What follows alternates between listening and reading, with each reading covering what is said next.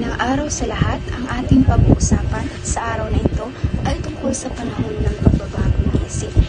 So, magsimula tayo sa kaligirang kasaysayan. So, nagising pagkatapos ng mahigit sa 300 taong pagkahimlay ang mga natutulog na damdamin ng mga Pilipino nang isangkot sa digmaan sa Cavite ang tatlong paring sina Mariano Gomez, Jose Burgos at Jacinto Zamora at patayin sa pamamagitan ng garot nang walang matibay na katibayan ng pagkakasala. So, ang garot ay isang mental o bakal na ginamit sa tatlong pari ginamit sa pagpatay ng tatlong paring sinagumpisa. So, ginamit ito sa leeg, pagpisil o pagpisit sa leeg hanggang sila ay hindi makahinga. Ito'y naganap noong ika-17 ng Pebrero 1872. Naragdagan pa ito nang makapasok dito ang diwang liberalismo sa pamamagitan ng pagkakabukas ng Pilipinas sa pandaigdig na kalakalan at pagkakapadala sa kapuluan ng liberal na lider na tulad ni Gobernador Carlos Maria de la Torre. So, si Carlos Maria de la Torre ay isang gobernador general ng Pilipinas mula 1869 hanggang 1871. So, si Carlos Maria de la Torre ay isang instrumento o isa sa mga paraan at isa din siya sa nagbukas ng damdamin ng mga Pilipino.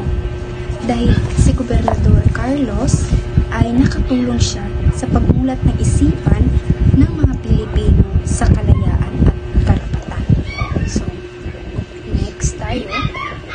Naging lalong mahigpit ang pagbabanta ng mga Kastila, subalit di na nila nagawang pigilin pa ang nabuong mapanlabang damdamin ng mga Pilipino. Ang dating diwang Macarelion ay naging makabayan at humingi ng pagbabago sa pamamalakad ng simbahan at pamahalaan. So, next, ang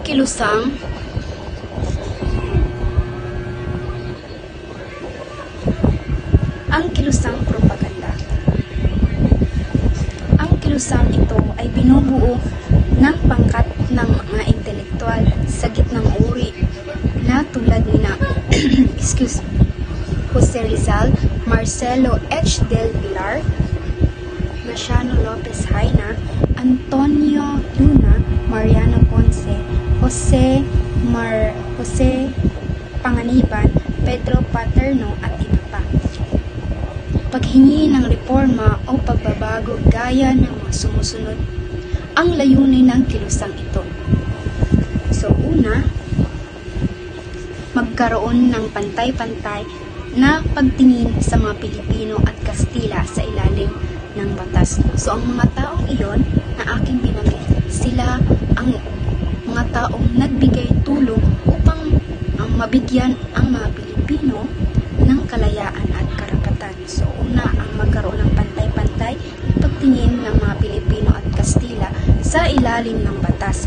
Pangalawa, gawing lalawigan ng Espanya ang Pilipinas. Pangatlo, ay panumbalikin ang mga pagkakaroon na kinatawang Pilipino sa Kortes ng Espanya. At pang-apat, gawing mga Pilipino ang mga kura, paroko. At panghuli ay ibigay ang kalayaan ng mga Pilipino sa pamamahayag, pananalita, pagtitipon o pagpupulong at pagpapahayag ng kanilang mga karainan.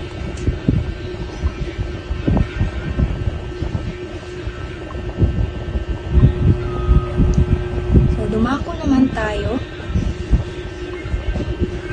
sa mga taluktok ng propaganda. So, tatlo ang taluktok o pinakalider ng propagandang gumawa ng mga ang aking mga binasa. Ang mga ito'y sina Jose Rizal, Marcelo H. Del Pilar at Graciano Lopez Haina. Tunghayan natin ang kanilang mga dakilang ambag sa bayan. So, iyon ang aking mga binasa. Ang tatlong iyon ay isa o sila rin ang nagpapatupad ng mga kalayan at karapatan ng Pilipino.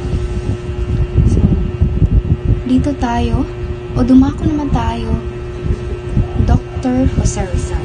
So, ang totoong pangalan o kumpletong pangalan ni Dr. Jose Rizal ay si Jose Protasio Rizal Mercado Alonzo y Realonda ang buo niyang pangalan. Siya ay pinanganak noong Hunyo 11, 1161 sa bayan ng Calamba, lalawigan ng Laguna. Naging unang guro niya ang kanyang ina na si Teodora Alonzo. Nag-aaral siya sa Ateneo de Manila. Nagsimula siyang mag-aral ng medisina sa pamamagitan o sa pamantasan ng Santo Tomas, ngunit nagtapos ng universidad sa sentral ng Madrid. So,